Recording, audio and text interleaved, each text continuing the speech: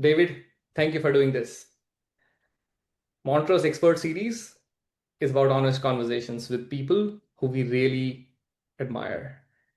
And we really want to understand today how people behave around technology, researchers and practitioners. In this series, each time we bring someone whose thinking we really admire. We ask the questions for our audience that they would love to ask and share the full episode plus a few clips. You are exactly the kind of guest that we built it for, and your work gets us right there at the human side of why people adopt technologies, why and how people trust and resist new tools. Okay, so welcome and thank you for doing this. Great. Yeah. Thank you for that very kind introduction and for having me here today. I'm happy to have this conversation with you. Perfect. So I want to start somewhere very simple because your path is very interesting. You spent 10 years in messy commercial world, content, marketing, and optimization before your PhD. How did you even get there studying human behavior with data? Yeah. Thanks for that question. I think you're right. I do have a uh, unusual background, right? When I look at other academics, and I say it's unusual because I did work in industry as a marketer for more than 10 years. Prior to getting my PhD, I began my career working in content marketing and marketing communications, as well as sort of digital production. I was working for a TV network, the Discovery Channel, at the time, doing marketing for the over-the-air TV programming.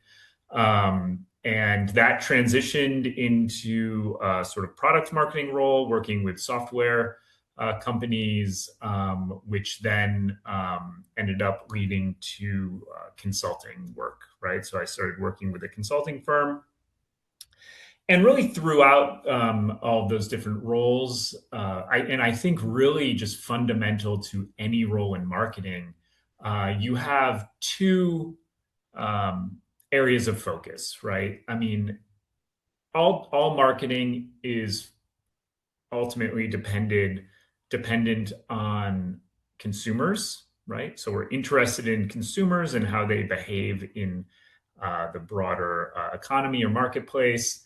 And at the same time, we need to be able to quantify and predict behaviors, right? And outcomes. And to do that, we need some sort of analytical reasoning or modeling, right? And so as marketers, we're constantly trying to combine an understanding of humans and their sometimes messy behaviors with formal analytical strategies, right? And these two things came together in my career. Sort of at the end, when I started working in consulting, the firm I worked for was focused on um, behavioral experiments, right? So we would work with a client to set up a series of typically online behavioral experiments around a certain marketing strategy or intervention or campaign design, right? And we would present different versions of these, let's say, campaigns in the marketplace, measure their relative performance against each other, and try to make a recommendation about which one would be most effective or profitable, right? And so as I was working with many different companies on these different types of experiments and the analysis of the experiments, I started to think about, okay, well, this is a really powerful tool for marketers to use to understand the effectiveness of their campaigns, right? But maybe we could actually go a step farther and use this same approach to understand not just how a single campaign performs, but how maybe marketing, a whole class of marketing strategies would perform, or maybe the motivation behind why a consumer might prefer one campaign over another, things like this. And indeed, this is very much the foundation of social science research, right? And it turns out. And so that led me to pursuing a PhD where I was more formally trained in these methods for the purposes of understanding human psychology, human behavior, and so on within the marketing context.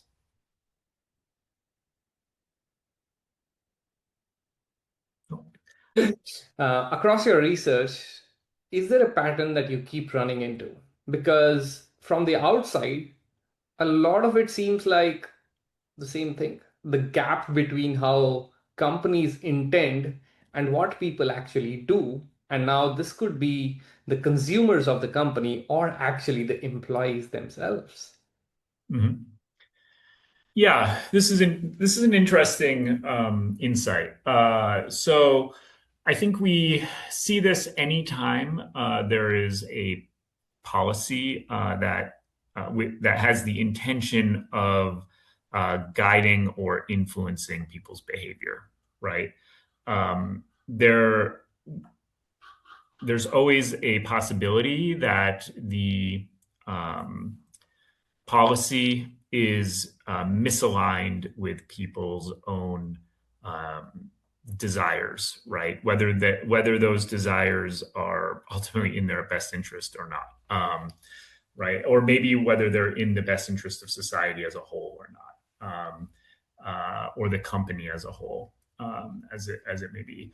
And so when this misalignment arises, I think it's reasonable that we see different types of reactance or at least deviation from the policy as it's written.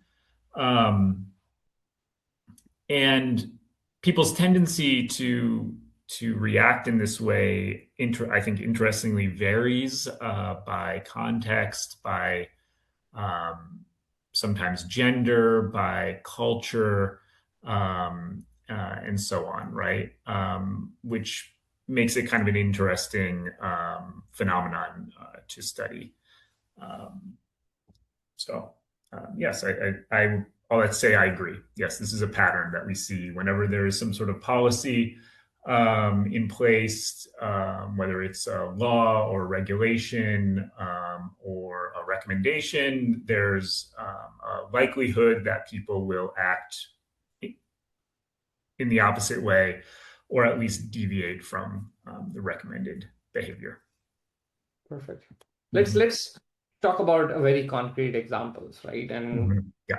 some of your work looked at why people pushed back against the rules during the pandemic. Mm-hmm. Directives that were on paper for their own good. Like many times in an organization, when people are given the directive, it is usually aligned with their own good and for the good of the organization. What did you find why people resist? Mm-hmm. Yeah, this. So during the pandemic, my co-authors and I became very interested in not necessarily the imposition of public health policy, but more how citizens responded, right? And the reason we became interested in this topic is because at the time I was doing my PhD, I was at the University of Utah in Salt Lake City in the United States. And we saw across the United States different municipalities, so different states and cities, implemented regulations to try to essentially protect citizens, right? To prevent the spread of the disease, to try to minimize the number of infections, and ultimately try to maintain public safety, right? And unlike places maybe like in Europe, let's say, where the policies that were implemented were, I think, relatively consistent country to country. In the United States, there was a high degree of variance in terms of how permissive or restrictive these policies were, and how quickly or slowly different regions adopted the policies across the country, right? And living in Utah, we saw that, in fact, the state was quite slow to implement policies. And when they did, they were not very restrictive, just by nature of the decisions by the sort of legislature of the state of Utah.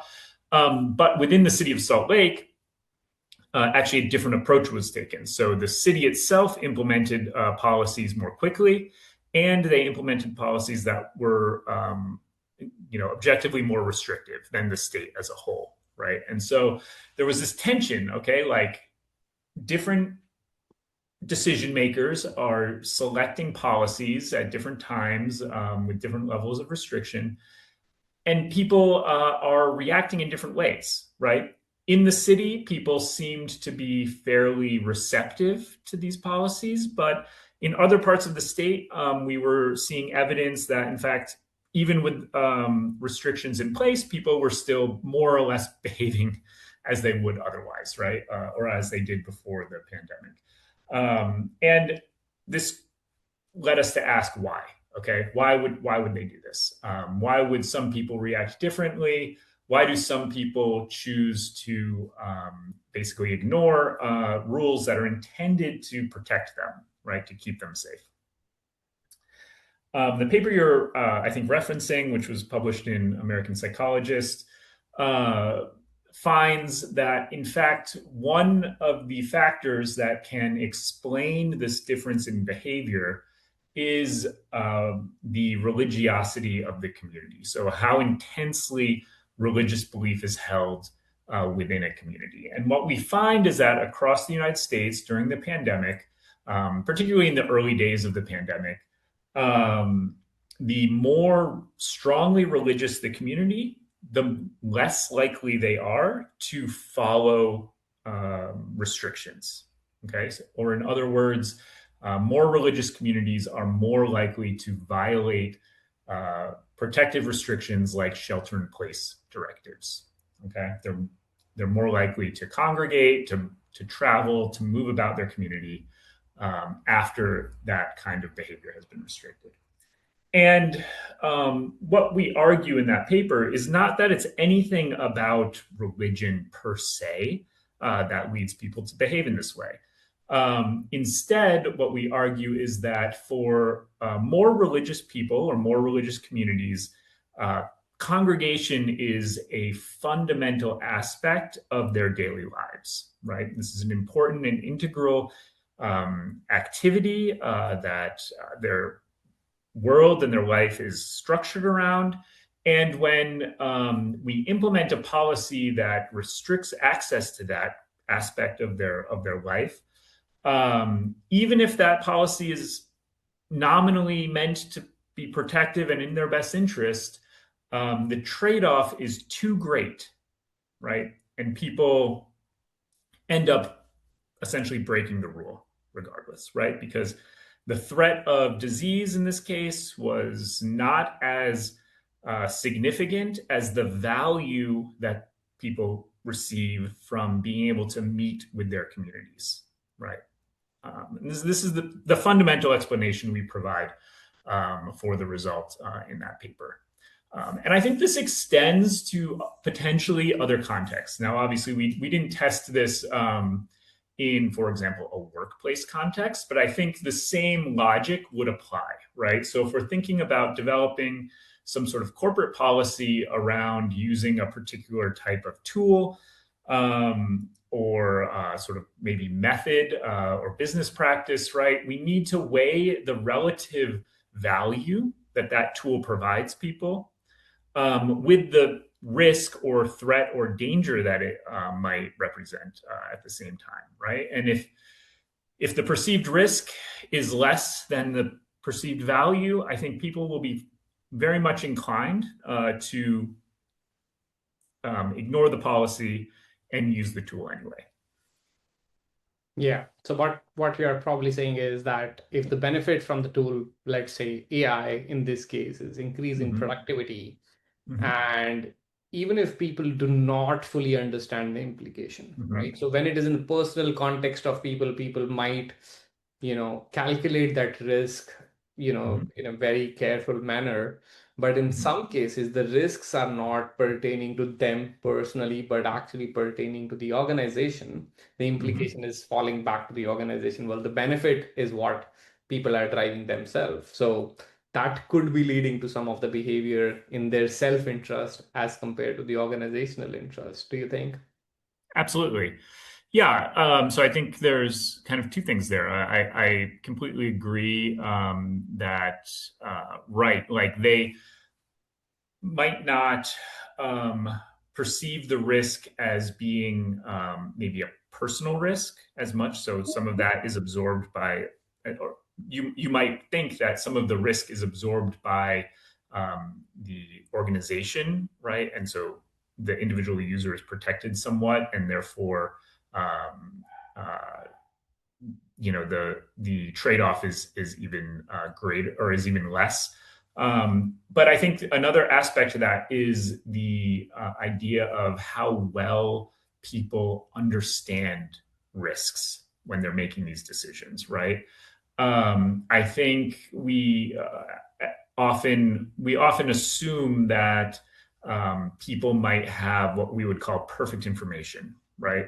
So a rational decision maker, or a theoretically rational decision maker, has complete information about the problem or the context they're operating within, and they balance that information proportionally to its importance, and use it to make the best decision in terms of the outcome they expect to receive, right? This is obviously not the case in the real world, right? Like, this theoretically optimal situation rarely occurs. Um, Typically, we don't have even access to the important information we need. And even when we do, we might not fully understand it, right? And I think that's very much the case with AI tools, and both the potential risks and benefits related to these tools, because it is such a rapidly sort of emerging technology. And I think very few people really fundamentally understand how these systems operate, and what the implications are, both for personal and corporate privacy and safety, as well as the potential benefit that it could provide. Okay. Moving right on to the next question. Um, this is what I really wanted to ask, or this is what I really wanted to talk about with you, right? So, people who tend to listen to our series spend days trying to keep up technology under their control inside organizations. And Mhm. their single biggest headache is that people adopt tools or now AI faster than anyone can keep up. So it's not something that can be fully controlled without, being overly guarded or overly protective. So often tools they are not supposed to use are harmful for the companies more than their personal productivity, or more than the gain that they will have personally in terms of productivity. From everything that you've seen about human behavior, why do you think that happens? Um, yeah, so I mean, I think this speaks to this idea that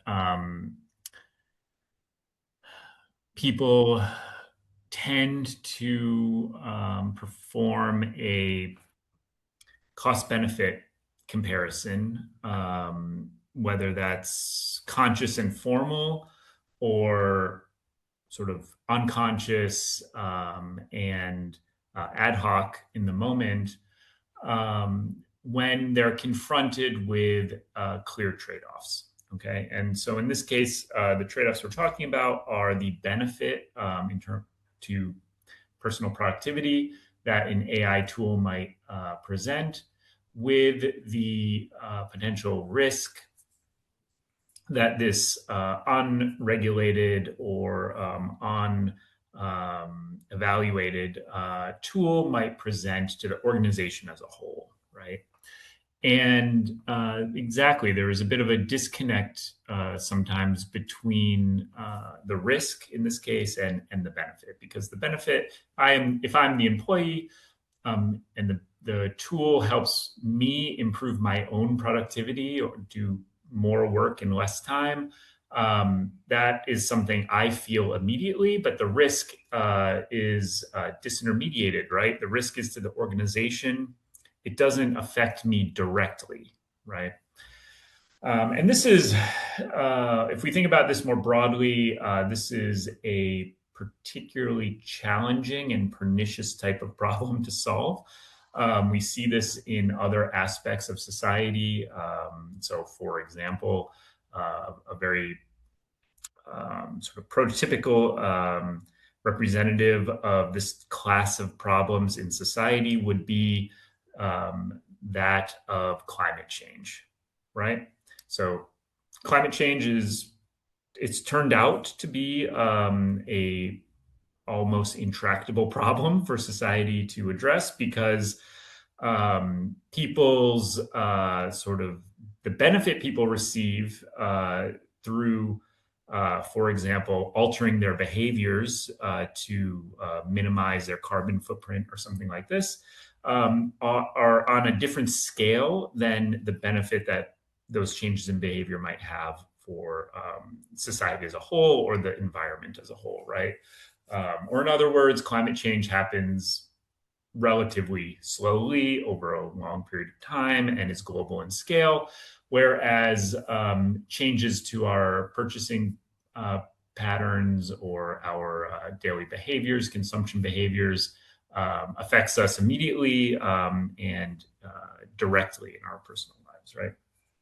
And so this, all that to say, this is a very challenging type of problem to solve. I think in the context of an organization, one way to think about this is, how do we align these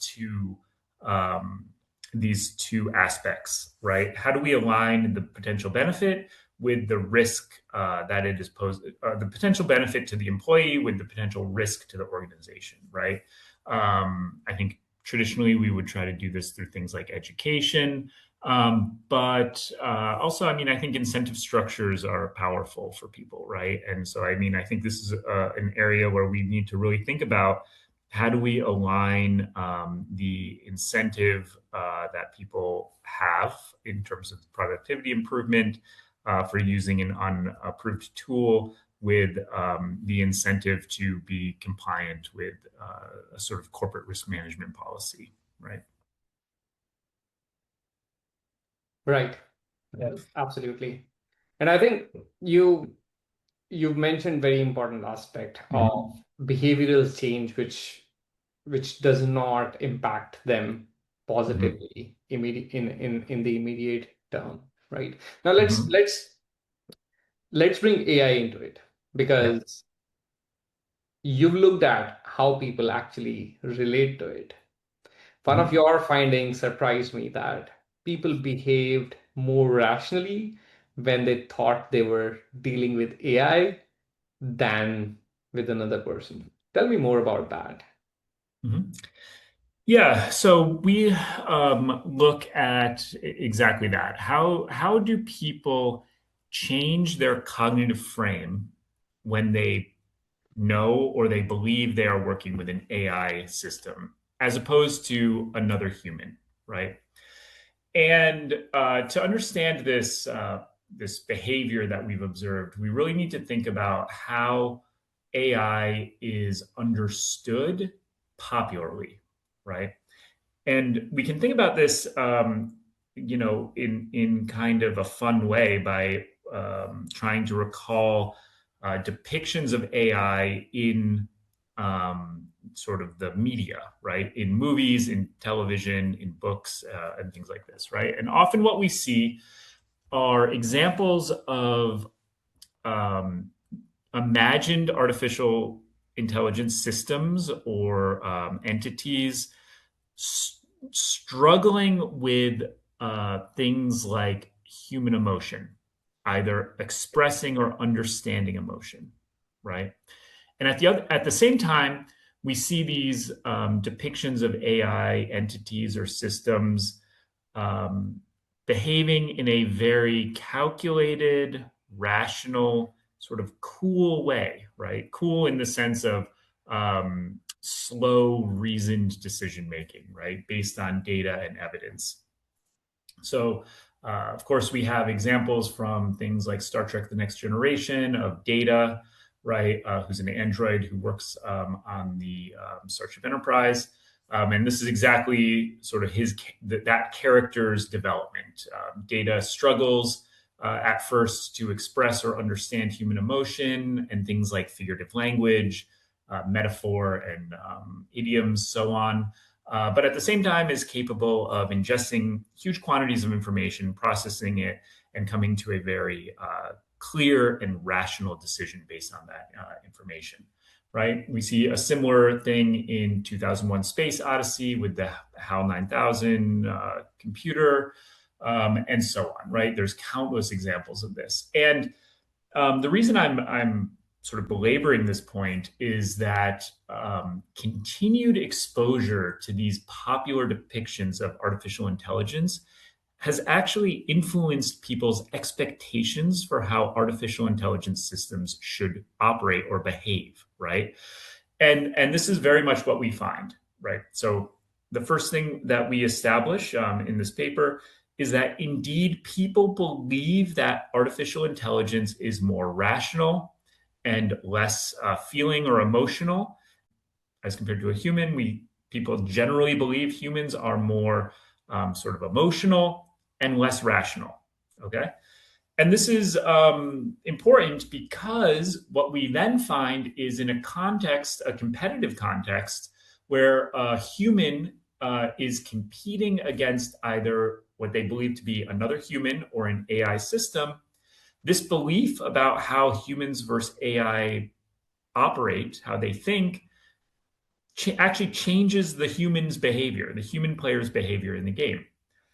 And so what we find is that humans who believe they're playing against an AI actually change their cognitive frame or their cognitive style to be more rational, ultimately making more rational decisions, economically rational decisions in this case, as a function of how much they believe AI systems in general are rational versus emotional thinkers, right? And I think that I find this kind of the most interesting part of this research, right? Based on people's prior belief about how these really imagined AI systems should behave, they change their own behavior, right? Their own way of thinking to match that belief. That's interesting, right? Because Mhm. when you are expecting an AI system to behave more rationally, Mhm. let's say in some of the more technical tasks within the Mhm. organization, you Mhm. probably trust AI more than other humans on certain Mhm. tasks, right? And that may let users put their guards down, Mhm. overly trust AI in certain scenarios, and that could be meaningfully dangerous, Mhm. right? Yeah, so this is definitely, I would say, an implication of our work, right? And there is quite a large body of literature that has explored a similar idea, right? The idea that um, okay, so if I believe AI is a rational versus emotional decision maker, it's a more rational decision maker. I will therefore trust AI in contexts where I think the decision is more rational in nature, right? So, financial analysis, coding, et cetera, right? Whereas if I believe a human is more sort of emotional or intuitive, I will trust a human more in decision making contexts where emotions and intuition, human intuition, are perceived to be valuable. So maybe something like evaluating candidates in an interview or delivering uh, messages to consumers that may be messages that might be emotionally related, right? Like about a service failure or something like this, right? And so there's quite a lot of work that looks at that, right? This idea of trust and when do we trust the AI versus the human, which is important and really interesting. I will make a slight distinction, however, because um, what we actually find is slightly different. So what we find in this most recent paper actually is over and above whether we trust the AI or not, right? It's really not about whether we're trusting the AI. What it's about is simply knowing or believing that the AI in general is a rational actor. I then behave more rationally myself, right? So it's really actually not about trust in our case, not directly, right? Because the context we test this in, maybe it's helpful to elaborate this aspect of the research a little bit more. The way we test this is actually in a competitive context. So it's a human versus an AI. So trust is really not a factor. So the paradigm we use is an economic game. So we take this from game theory literature, right? And it's known as the ultimatum game. Okay, and this has been studied in many, many contexts with humans and all kinds of different configurations, which is a benefit for us because there's a well-established baseline of what we should expect in terms of how people play the game, right? And the way the game works is this: there's two players. One is a proposer, and one is a receiver. Okay, the proposer is given a pool of money. Okay, so we could say $1. Okay, and they have the opportunity to divide the money however they want. Okay, so they might say, okay, you're giving me $1 to divide. I will keep 50 cents and I'll offer the other person 50 cents. Okay. When once that decision has been made, the receiver gets the offer. They receive the offer and the information, right? So they see, okay, $1 was available. The other player has decided to keep 50 cents and offer me 50 cents. If I accept the offer, we both walk away with our allocations. Okay. I get 50 cents. The first player gets 50 cents. If I don't like the offer, I have the opportunity to reject it. If I reject the offer, neither player receives anything. Okay. So we walk away with zero. We both walk away with zero. Now, it's kind of a silly game, right? But it's very helpful for studying human decision making, really for one important reason, and that is there is a economically rational decision for both players that is optimal. Okay, so there is a correct way to play the game that maximizes everyone's sort of possible value that they walk away with. And the optimal way to play the game is this: if we have $1 as a pool in the pool of money, okay, as the first player, the best choice for me to make is to divide it by the smallest divisible amount. Okay, so let's say the smallest that I can divide it is 10 cents. Okay, my offer should be that I keep 90 cents and offer 10 cents to the other player. Okay. If I'm the second player, 100% of the time, regardless of what the offer is, the best decision for them to make is to accept the offer because otherwise they get nothing, right? And so because the second player essentially has to accept any offer, otherwise they get nothing, this allows the first player to make that highly imbalanced offer, right? The 90-10 split, let's say, right? So that's the optimal, the most rational way to play the game. What we find is that human players don't really appreciate that strategy, right? Humans tend to have an expectation, and this is cross-cultural. At this point, we can say it's even kind of across time, at least several decades, like 50 plus years, have this expectation of equality or fairness, right? People want to see that the pool of money is split 50-50, or at least as close to 50-50 as they reasonably think they can get. right? And there's a consistent pattern of behavior. If the offer deviates too far from an even split, people will reject it, even though it really doesn't make sense for them to do so because they end up with nothing. Okay. And what we find is that in our experiments, um, when the players believe that they're playing against another human, we replicate this pattern exactly. People want 50-50. If the offer deviates too far from 50 from an even split, like beyond maybe 60-40, something like this, they consistently start rejecting the offer when they believe the other player is a human. The interesting thing is that when they believe the other player is AI, right, they adjust their tolerance for the uneven split. So they start accepting offers, more and more offers closer to the economic optimum of the game. Okay, the 90-10 split, right? And so what we're seeing here is, just to get back to the original question, what we're seeing here is really not an issue of trust, right? Because they only play one round. There's not going to be a second round. They either accept the offer or reject it. They're really, trust is not a primary factor in this decision, right? What we find the primary factor explaining the decision difference in the decision making is the belief in how strong the belief that the AI itself is a rational actor uh, in the end, right? So the more we believe that the AI is a rational actor, the even more likely we are to accept this 90-10 highly unfair split.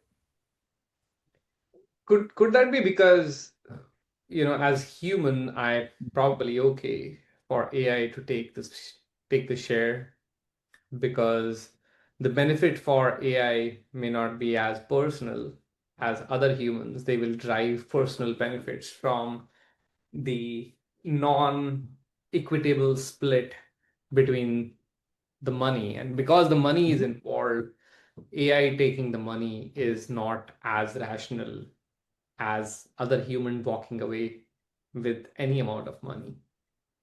Sure. Yeah, I think this is plausible, right? Like, this is a plausible way to think about the results. So, are people are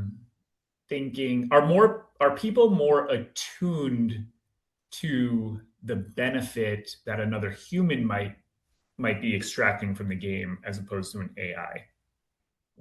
I guess another way of saying this is, do people believe that the actual money is more valuable to another human than to an AI, and therefore giving the other player 90% of the winnings, potential winnings, feels sort of more like a bigger loss, right? This could be, right, this inversion. I think though, I wonder though, and we didn't test this, right? So I think it's a good suggestion as an alternative explanation, and ultimately probably an empirical question we could test, but we don't have the data, right, to answer this definitively.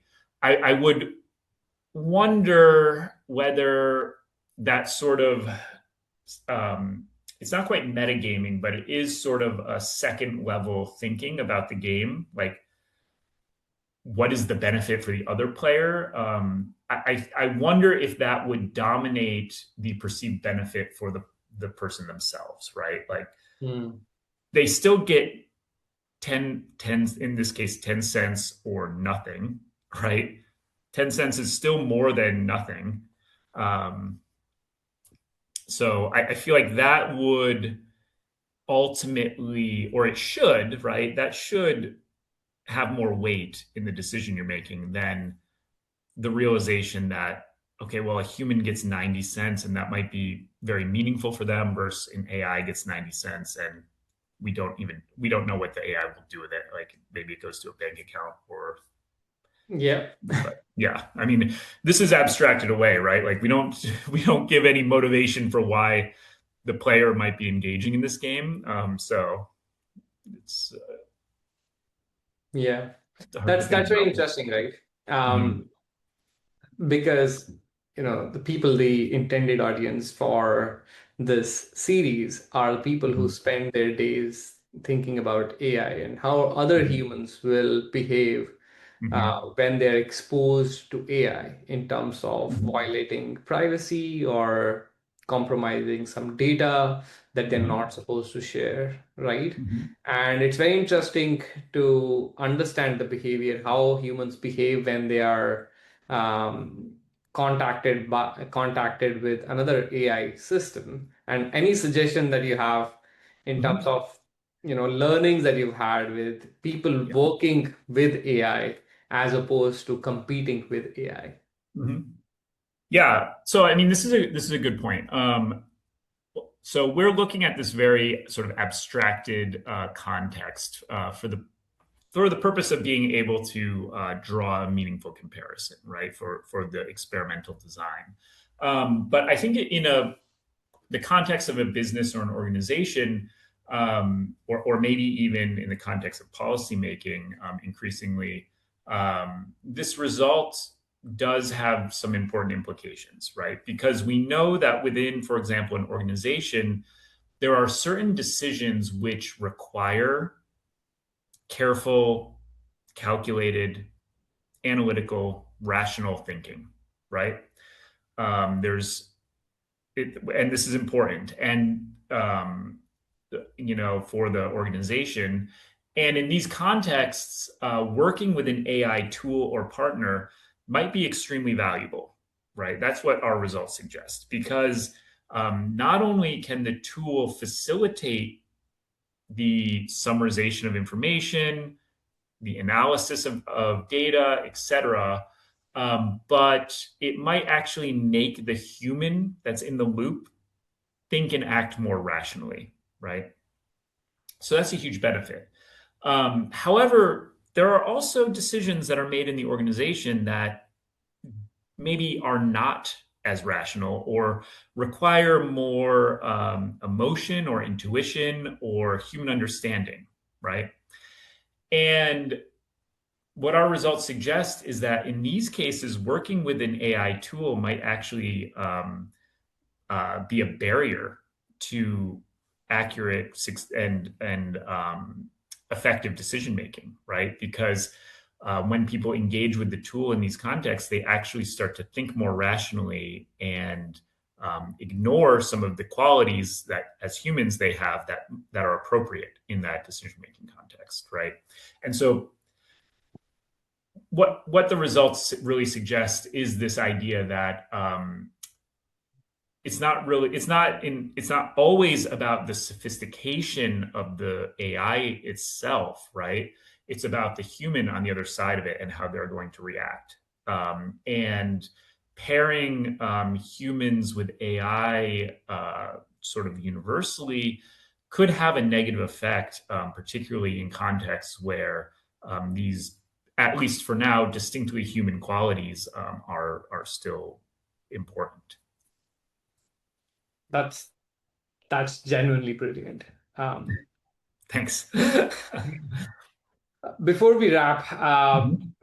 is there anything that I haven't asked you, but people should be thinking about in the context of organizations where AI is overwhelmingly prominent now more than ever, and the rate of adoption at which we are seeing in the organizations is growing, right? Because what I was reading, the fact that 4 out of 5 employees now use AI at work, and that's potentially changing the overall dynamics, that's how organization functions themselves, and Mhm. the overall psyche through which people bring at work in terms of how they use AI and how they compete with a coworker who has Mhm. AI at their disposal versus not adopting AI and behave more responsibly.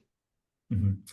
Yeah, I mean, so this is one of the most. I'll comment on this, right? So I think this is a very interesting phenomenon, and the rate of diffusion.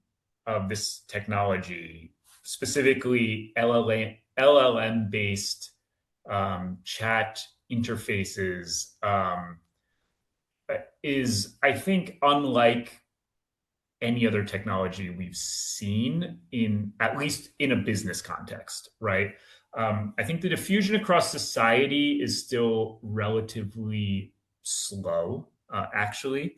But within businesses, the rate of adoption of AI tools, again, these LLM based chat tools in particular, has been so fast that it really, I don't think, has a good analog in history, right?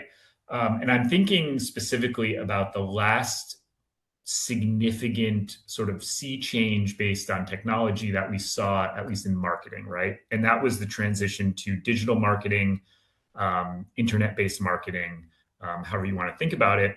I perhaps, I don't know if I'd say I was fortunate enough to be working in marketing around this time, but certainly during this time of intense digital transformation in organizations, right? Maybe like around, let's say, 2005 to 2015, 2020, right?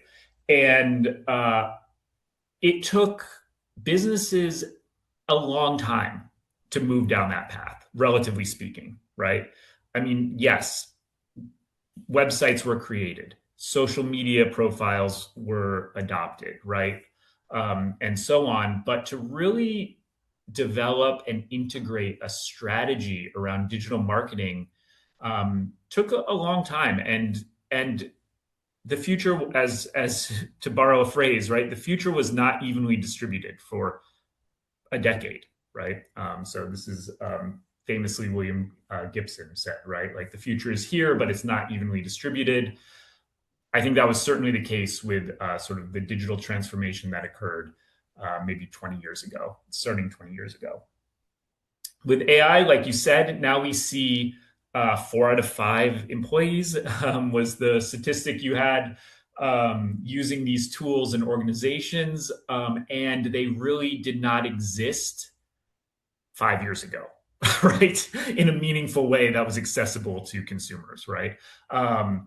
And that is incredible, I think. And as a result, we don't have a lot of understanding of the tools, like, I would say, sort of broadly, we don't have a collective understanding of the tools, and like I said, how they work, what the true benefits are. We don't have good ways of managing them, both from a data privacy perspective, from a risk management perspective, from a resource utilization perspective, right? Like we don't really have a good way of managing the costs, for example, and things like this.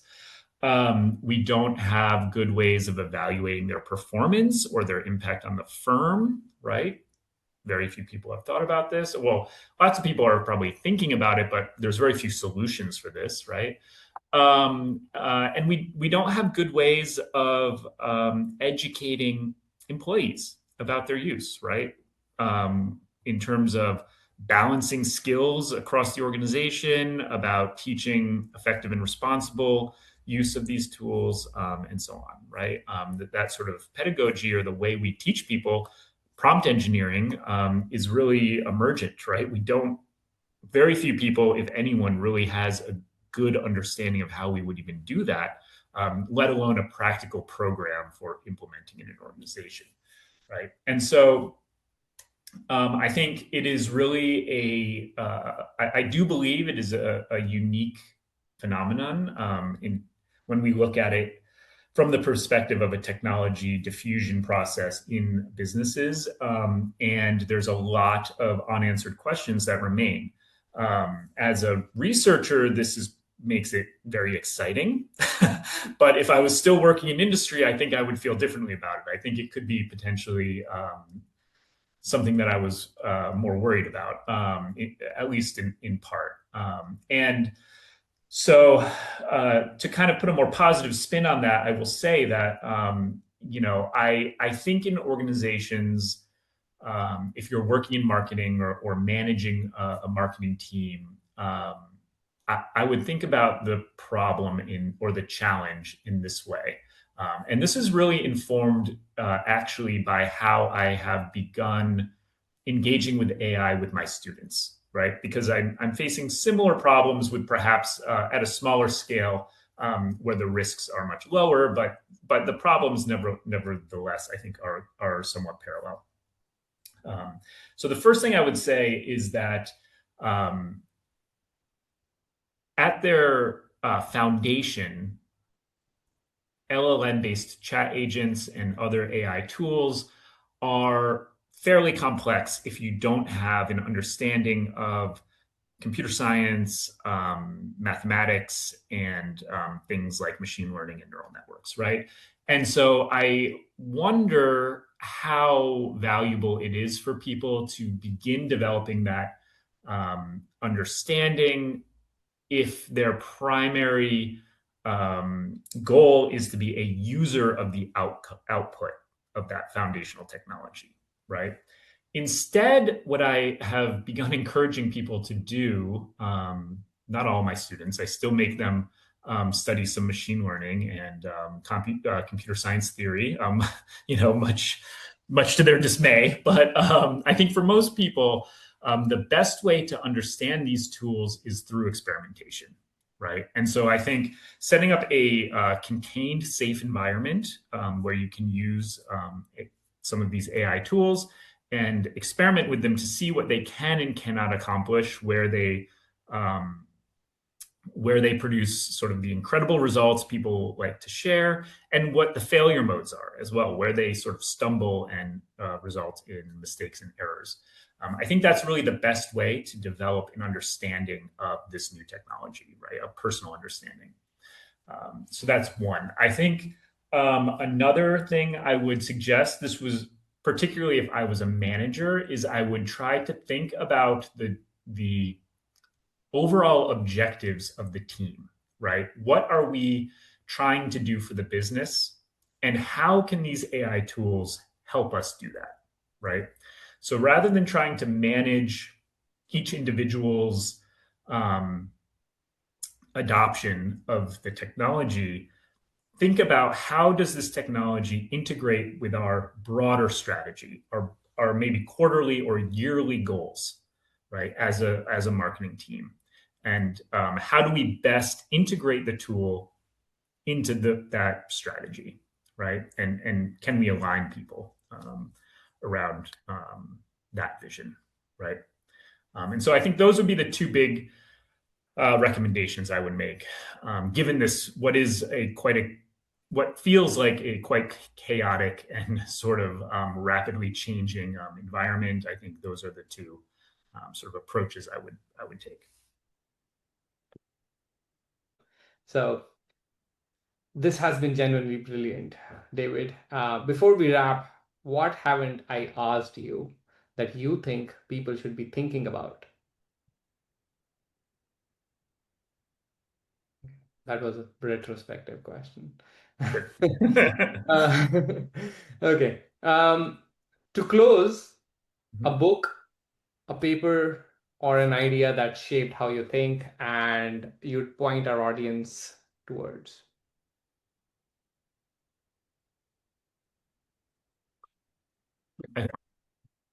Okay, so there's lots of good resources available, I think. But if I was going to recommend a single, in this case, book that people could read, I would recommend the book titled "Artificial Intelligence: A Guide for Thinking Humans." And this is a book by Melanie Mitchell, which came out a few years ago.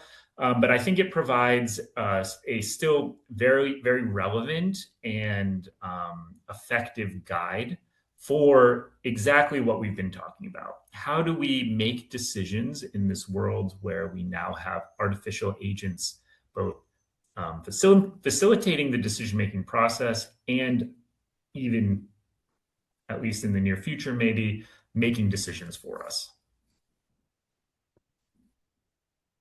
That's great, David. Thank you. Um, all And thanks for everyone listening. This was a wonderful conversation, David. This was genuinely brilliant. We'll cut and wrap here, but I really wanted to thank you, for your very unique perspective on, game theory, ranging from game theory to, digital marketing being introduced in the world of business, and how I really liked one of your quotes that I'm gonna use is, the world was not evenly distributed for Yeah. the next decade. I Yeah. thought that was the highlight then, and I think it is the highlight now for the next decade, right? It's not evenly distributed, and people will find it really hard to navigate through in terms of how they are in the better end of that disproportionate wealth of knowledge, skills that will facilitate, or that will drive the next decade of business per se. Yeah, I think so. It's interesting time. Yeah. Yes, absolutely. Well, this was so much more than what I had anticipated. David, Great. your opinions were very refreshing and genuinely intriguing. Yeah, and just let me say thank you so much for having me. I thought it was a very interesting conversation. Thank you Absolutely. so much. Thank you so much. Thank you so much, David, and we'll be in touch. Okay, thank you. Cheers. Bye. Thanks, Bye. David. Bye. Thank you. Of course. Bye.